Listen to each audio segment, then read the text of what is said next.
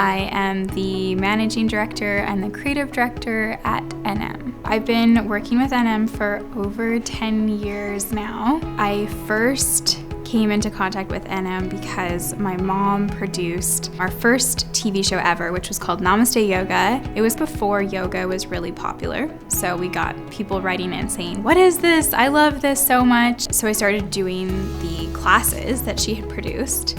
And I just fell in love with yoga. There is no way I would have gone to an actual class. I was 16 or 17, super awkward, being able to do it at home. I could just get comfortable with the moves and no one was watching me. As my life got busier, especially when I was a lawyer, my days were really long and I didn't really have time to do those 2-hour sessions at the gym. I started finding ways to incorporate it throughout my day. So while the coffee's brewing in the morning, walking to the bus or walking to work, taking the opportunity to be really intentional with how you're moving your body. You can carry groceries in a way that doesn't actually support your body, where your posture's bad and you're just getting through it, or you can take it as an opportunity to be like, oh, I'm actually walking with load right now. How can I carry this properly so that as I'm doing this activity, I'm actually strengthening my body? I love movement being part of my family life. It's so important that I can say, hey, let's put on a class and just move together before dinner. And I love seeing how happy Matt gets after he's been moving. He just gets so happy. And I know that happens when we move. We're in a better mood and it feels good to move your body. It's really powerful when you know your body and when you're familiar with how your body moves, so that as you go through different stages of your life, the more you're in tune with your body, the more you're able to adapt to what you actually need at the time. For me, as soon as I was pregnant, it became really uncomfortable to do any kind of back bending. So that was something that I was like, oh wow, this just doesn't feel good anymore. So I phased that out of what I would normally be doing. So I started training for what I knew was coming.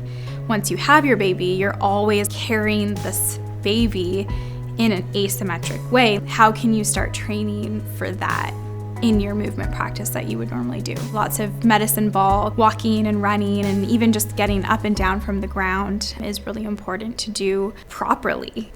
I love being able to do a variety of different movement practices. While I love slow movements, I know how important it is for me to do footwork from athletic movement or boxing, something that really works those fast twitch muscles, or strength training where I'm training under load and I'm actually building that strength and strengthening my bones at the same time. They all work together and every form of movement is beneficial. When you're training as an athlete, and I remember when I played tennis, we would play soccer or ping pong, or we would do all these different types of activities that would somehow benefit our tennis game. Although, we were like, why are we doing this right now? But an athlete needs to train all these different things in order to perform the best in their chosen sport. And for us, our sport is life. And to perform the best, we actually have to do so many different things so that all the movements in our lives can be as healthy as possible.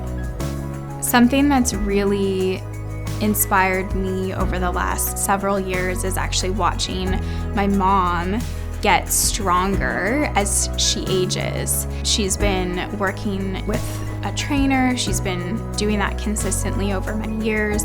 And she actually is stronger now than she was 10 years ago. She'd probably disagree with you, but I can see it. And she's so strong. She's really flexible. She's really healthy.